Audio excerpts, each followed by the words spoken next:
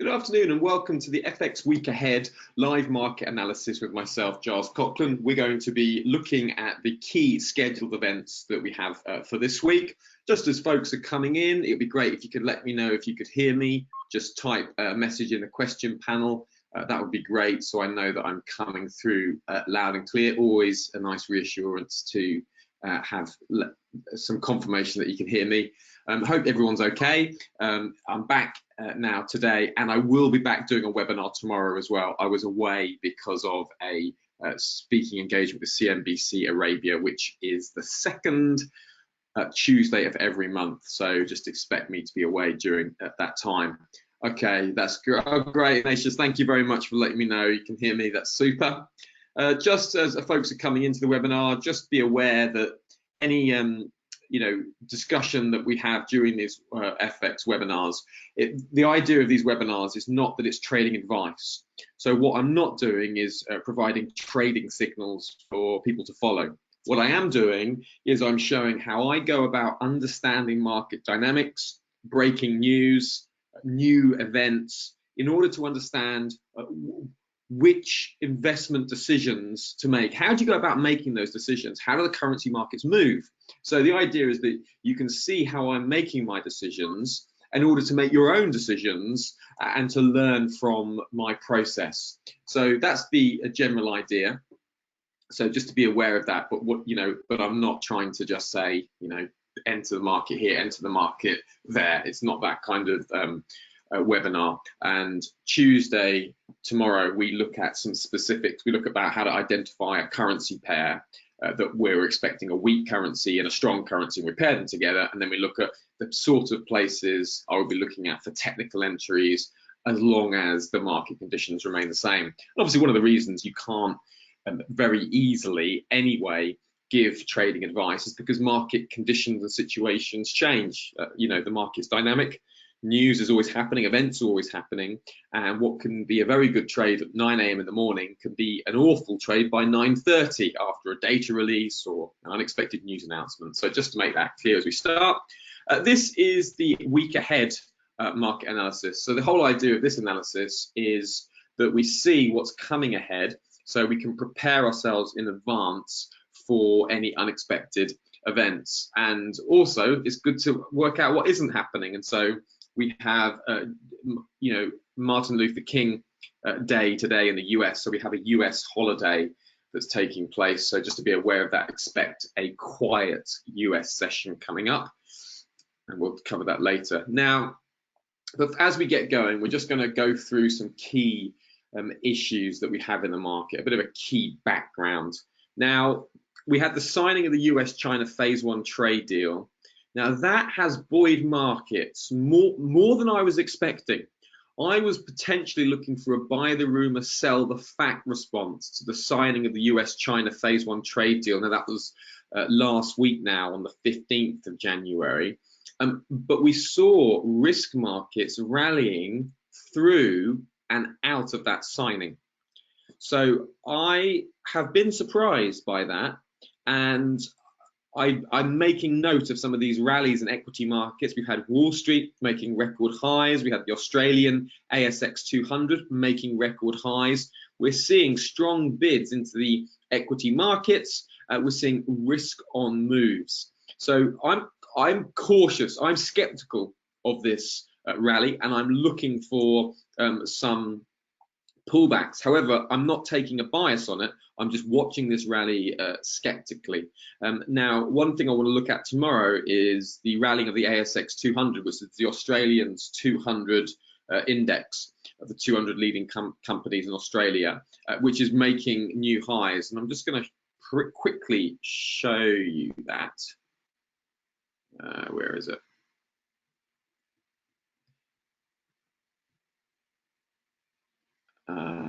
Here we go, hang on. Yeah, here we go. I'm just going to show you that. So we'll go to, because the reason I want to show you this is because tomorrow I want to look at it in detail as part of the workshop we'll be doing tomorrow, because this is looking very, very over overbought. I'll just show you this. Let's find the Australian 200. There it is. It's got a funny. There we go. Okay, so you can see this is what I've been talking about. Equity markets making record highs, and we saw that 7,000 level, just that strong breakout we've seen. Now, the Australian economy, we're going to be looking at that in some detail tomorrow. So just if you want to know about this, and I'm skeptical of this breakout. I'm not trying to pick a top, but what I will be doing is looking at some of the cases against this rallying continuing, and I'll be looking at that tomorrow. So if you're an index trader, particularly if you trade the ASX 200, do pop in tomorrow to see what I'm going to be talking about there. So the market is in this kind of, I think it's in this kind of waiting for a new theme. We've had the US-China phase one trade deal. We're seeing some rallying still taking place in risk trade, but I don't see it potentially going much further. At some point, it's going to pull back and it might correct. That's what I'm expecting. But I think the market is waiting for a new market theme to really latch onto as we head into 2020. So there's a few things that we need to look out for. So this is what I'm looking out for emerging. EU-UK trade deal. That's obviously will be key for the pound. The EU-US trade dispute. So if we see some arguments developing between the US and the EU, particularly in regards to digital finance, there's some issues over Airbus and obviously car manufacturers in the EU. Watch out for those kinds of issues. Could easily turn the market back into a risk-off mode where we see Japanese yen strength, Swiss franc strength, gold strength. So be aware of that. Gold has pulled back, and any negative news, gold is in a perfect place for renewed longs as we see some key indicators turning to the upside. And also US-China phase two negotiations. This is going to be key going forward because intellectual property rights, energy, these kinds of issues that are very important to the US are going to be market moving. If we see anything about intellectual property or any kind of moving towards limiting intellectual property rights or extending them or protecting them, any news about intellectual property rights will be market moving. So watch out for that. So we've got the US-China phase one. We're still tentatively moving forward. As of Friday, we had record highs on Wall Street. So my perspective now is patience, and I'm looking for potentially a new trade theme to develop, okay? We had an event over the weekend that is worthy of mentioning. We had US oil spiking on the open after we had news out of Libya that there was a major event and there was some ports being blocked on the eastern region of the country.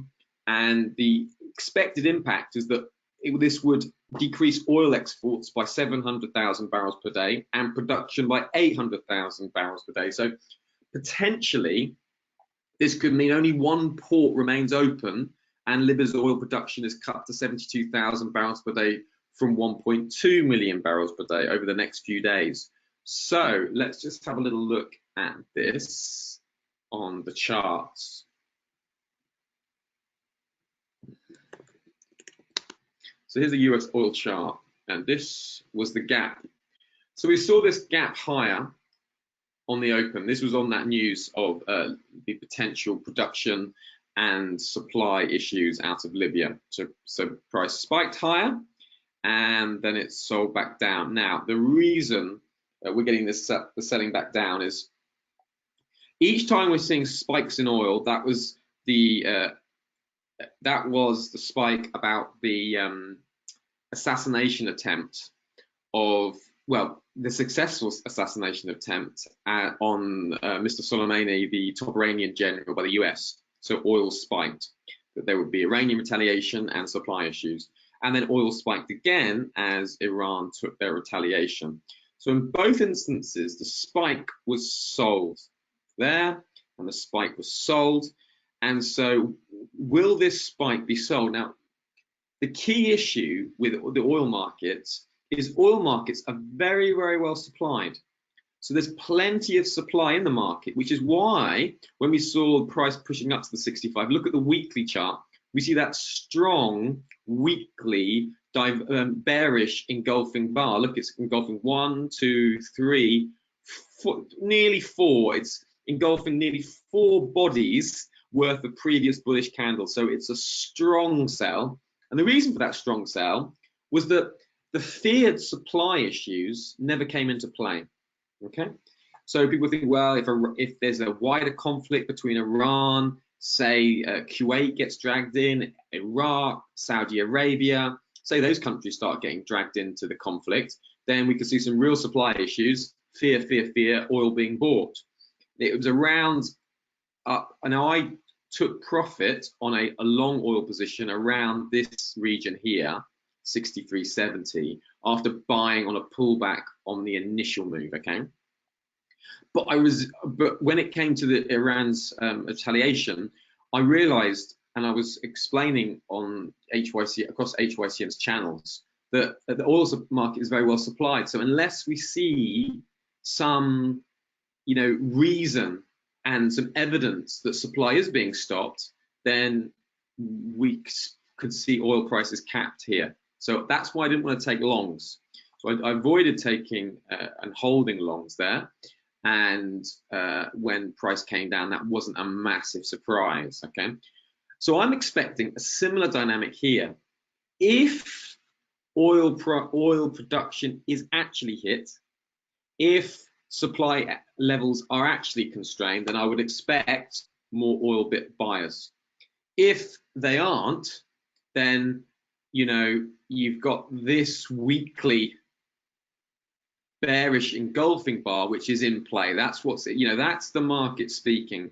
Market's oversupplied, so that's going to be commanding price. So as long as those supply issues, oversupply remains, then I'm expecting 66 to be a cap on, or again, this is not advice, this is just how I'm looking at the market. Okay, so I'm expecting the 66 to be a cap in prices.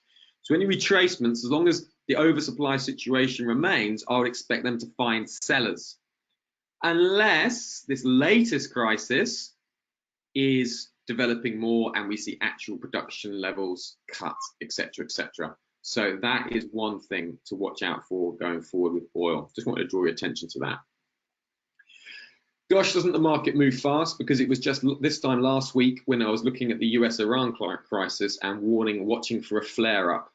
So just to mark that seems to have receded for now. But if we do see a flare-up in the US-Iran crisis, if we do see more antagonism in the Middle East, then one chart to look at, that I'm looking at, is gold charts. You can see that the horizontal support level for gold is coming at that 1550 level here. Okay, it's key level. You can see, look, key support there. Price fell underneath, is broken above, is holding above 1550. As long as you hold above 1550, say you get some negative news, negative headline, then I would expect gold buyers to come back into the market, and and I would expect to see bids back up into these levels. If there was a negative risk tone, then obviously first target would be 1570, then you'd expect support on a hold, and then moving back up to these highs of 1590 and possibly even 1600. So that is one chart to watch should we get a real breakdown in risk tone. Say you see the breaking news, there's some kind of drone attack in Saudi Arabia, there's some kind of further response from Iran, then look at gold charts and obviously oil. So we've looked at both of those, and I traded both gold and oil in the start of the year, and there's potentially more in them, but we need the fundamental news story to change alongside it. Okay, so that's that. Okay, that's good work, guys. Okay, it's so funny, the market's moving very quickly, but yet at the same time we still need this new catalyst. So without further ado, let's go and look at the week ahead. Now, today, expecting quiet markets. We've got the US bank holiday, Martin Luther King Jr. Day. But remember, just because you've got a quiet market doesn't mean you won't you'll have small moves. Often, when there is a less volume in the market and you've got less orders in, we see greater moves because the liquidity in the market isn't there. So just be aware. Don't get caught out by any strong moves moving up or down you don't see a reason for. Okay, these could just be low liquidity moves. So be aware there could be some volatile price action in the session later on today. Tuesday, we got Japanese monetary policy statement and outlook report. The Bank of Japan has had these extremely low interest rates for years, and many analysts are thinking that their policy has largely failed. So the next no change is expected out of the Bank of Japan, but the next change that is expected at some point is dialing back their quantitative easing program. So if we see some dialing back of that quantitative easing program, then we would expect some Japanese yen strength. So that's just one thing to be aware of. If you're up, it's your time scale, or you see some strong yen moves, just check what happened here at the monetary policy statement. Nothing's expected. So if there is a move, that's when the moves tend to be stronger, when they're not expected. I've got some average earnings out for the pound. Now, the pound is being moved by three things at the moment. There's been a number of Bank of England board members have been making a case for rate cuts coming up. So the expectations of a rate cut out of the Bank of England, and remember a rate cut will result in a currency weakness, has gone from 6% in December to over 70% at the end of last week. So the expectations are for the Bank of England to cut interest rates greater than 50% chance on their January the 30th meeting. Second issue for the pound has been a string of poor data. We've had poor inflation data. We had poor retail sales data out last week. These will be important this week, okay? So the average earnings, see what else is going on for the pound. Haskell is a bearish Bank of England board member, so we'd expect to see a bearish case from him. And manufacturing and services PMI. So the events for the pound are important because the market's really wanting a reason to sell the pound. So if tomorrow we get, that weak pound data, we'd expect to see more pound sellers. So at the moment, the pound for this week, I'm expecting it to be a weak currency. So remember, we always want to pair a weak and a strong currency together. So at the moment, the weak pair is the pound. Now this is, of course, do not forget, under any circumstances, do not forget the EU-UK trade situation. There is considerable stress in the EU-UK trade relations, and the UK is at the moment is really trying to distance itself from the EU, and that's negative for the EU and the UK relationship, and it makes a no-deal Brexit more likely. Remember, the UK has until December 2020 to decide on a trade deal. The market's going to be moved on the pound, whether that deal is going to be done, a good deal, will be a no deal. And at the moment, we're heading closer to a no deal. That's why we've been seeing some more pound weakness. So just to be aware, expecting pound weakness, follow the Bank of England events, sorry, the UK data, and also the EU-UK trade rhetoric, as well as the Bank of England speakers, okay, and keep that together as a picture. So any big deviation, if suddenly the EU and the UK manage to work out a great kind of trade idea and they come up with something brand new and everyone's excited, then expect pound strength and that strength to last, okay? But that's the big picture. Canadian dollar will be interesting this week. We have had the Bank of Canada has kind of held up quite well its domestic data, and the big concern for the Bank of Canada had been whether or not the trade, global trade tensions would die down. That was seen as one of the biggest risks for the Canadian economy. Now, with the US-China Phase 1 trade deal being signed, I'm expecting, obviously CPI data, inflation data will be important, but I'm expecting a bullish hold for the Bank of Canada, just because the data has been okay for the Bank of Canada. We've also seen some, optimism come into the market due to the US-China trade deal being signed, and the Bank of Canada were concerned about that. So at the moment, there is rate cut expectations of about a 27% probability of a 25 basis point rate cut by March. Okay, so I'm expecting a bullish hold, but we'll have to see what actually happens. So this is going to move the Canadian dollar strongly, and remember, CAD is pushed around by oil. So when oil increases, the Canadian dollar increases. And if you look at the US dollar Canadian dollar currency pair, and you place an US oil chart on the same chart, you'll see that there's a negative correlation of 96%. So in other words, when oil goes up, US Canadian dollar goes down, and when oil goes down, US dollar Canadian dollar goes up. And that's because of the Canadian dollar side of the trade, and the fact that Canada exports so much of their oil to the US. That's why you see that strong negative correlation. So if you're trading Canadian dollar, make sure you also factor in what's happening with oil. So with oil prices being bid, that puts some positive bids into the Canadian dollar potentially, but notwithstanding all that we've said about oil at the moment and what will be needed to make oil continue to be bought. Again, another little tip: whenever you're listening to a bank press conference, make sure that you listen to the press conference afterwards, okay? Because you've got the rate statement here, but the press conference, 1 hour 15 minutes, is important, because if the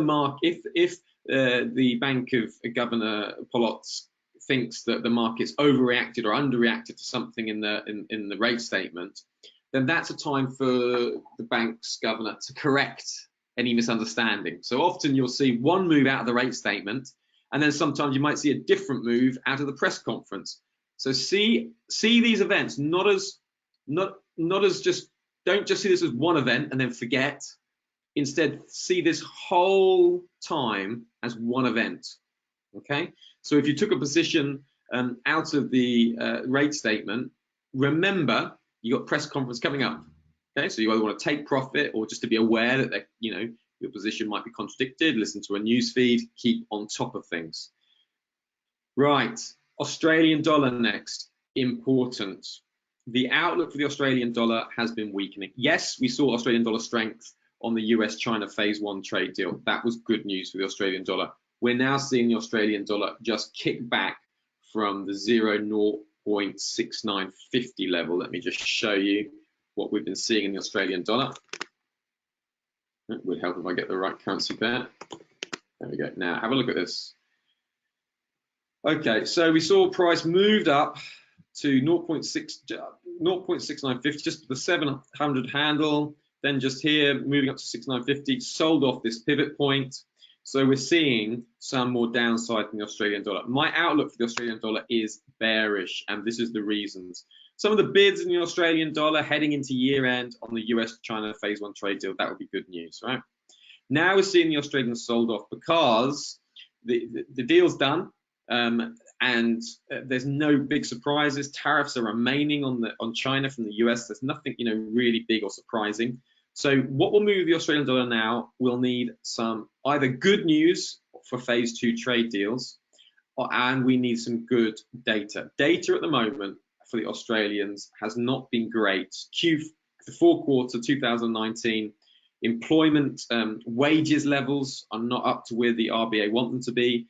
The RBA are concerned they're not going to be able to hit their inflation goals. So the Australian dollar is under pressure and is being sold on the rallies. I'm expecting that to carry on. Some key data is out this week, and that's employment. Okay, so look for employment levels and unemployment rate, and also we have some more data out for Australia. I think it might be Yeah, it's the following week. So on the following week, we've got some more data out for Australia. The it's inflation data out the following week. Let me just check that just to make sure I'm telling you right. Yeah, so inflation data is out on next Wednesday. Okay, so key data coming out for the UK. Okay, hang on. Why is that not? So all the that's better. Let's have all the currencies right. Okay.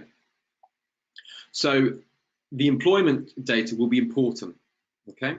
If we get some weak data, expect more Australian dollar weakness. If we get strong strength, then I would expect, I'm not saying it will happen, but I expect some Australian dollar strength, but then I expect it to be sold because, of course, very sadly for Australia, we've had those devastating bushfires that have been taking place all through the last few weeks, and they've been devastating. They're going to affect employment levels for Australia. They're going to affect tourism. They're going to affect the Australia's GDP. So once that data starts coming through, we're going to see some weakness for the Australian dollar, and that means that it's more likely to have some rate cuts coming. Okay. So just to be aware of that for Australian dollar. So employment this week, inflation next week, that's the kind of big picture. ECB rate meeting, important. Christine Lagarde is the new president of the ECB, taking over from Mario Draghi. And to be honest, I haven't really sensed a real, feel for who Christine Lagarde is and what direction she's going to be taking the ECB in. Not really. So I still think she's still to really assert her personality onto this new term. So watch out for the press conference. We might see some more information coming out from her. What her perspective is. The market is expecting the interest rate to stay the same. But obviously, there's been a sad outlook for the Eurozone. There's been low growth. There's been poor recovery out of Germany. US-China phase one trade deals should start picking things up for the Eurozone, so we should start to see those a bit of recovery. But watch the monetary policy statement to get an eye on what the ECB are expecting. That will be key for the euro. New Zealand dollar CPI, it's not released very often. Key data, so just to be aware of that inflation data out of New Zealand. The situation with the New Zealand is they've just been staying hold with their interest rates. Some of the recent data has been quite positive and has exceeded expectations, but the third quarter GDP report was mixed, and the GDP was like 0.7% versus 0.6% expected, but the second quarter GDP was revised lower to 0.1% from 0.5%. So, neutral-ish on the New Zealand dollar. So this CPI data will be important if there's a big deviation either way. Whole slew of data out for the euro will be important because of growth. Now, so remember, look at Thursdays. Look what the ECB mentioned in their monetary policy statement. So if they say something like, we're keeping our rates on hold, but we're really concerned about a slowdown in manufacturing, and if this carries on, we might cut interest rates further. Then look at the manufacturing data. So look at the policy statement for clues, because obviously we've had this global slowdown in global growth and global manufacturing, and German manufacturing has been particularly hit. So look at those manufacturing and flash numbers there. So you get the French first, and then you get the German manufacturing later, and then you get the European combined information later. So particularly watch the German one. That tends to move the market earlier, going in to the flash manufacturing at 9 o'clock. So they kind of work as a series of three amigos.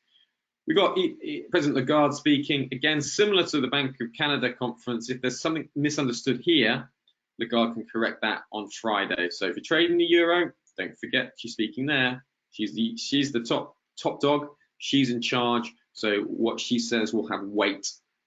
Again, we've covered the pound, manufacturing, flash services. So, okay, that is the outlook from we had. So we're getting busy again, and we're starting to, there's plenty of options. So remember, each time you come to the market, When you look, read a session view, see what's happened, look for surprises. There's surprises that I'm expecting, but you also get surprises that you weren't expecting. Okay, so be aware of that. Just because I've mentioned these as the scheduled events that I'm focusing on, it doesn't mean there won't be unscheduled events. There could be another drone attack.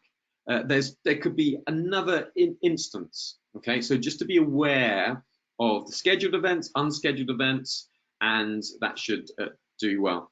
Guys, don't forget, tomorrow we have a workshop, and in the workshop I will be putting things together, just trying to show guys how you pair a weak currency and a strong currency.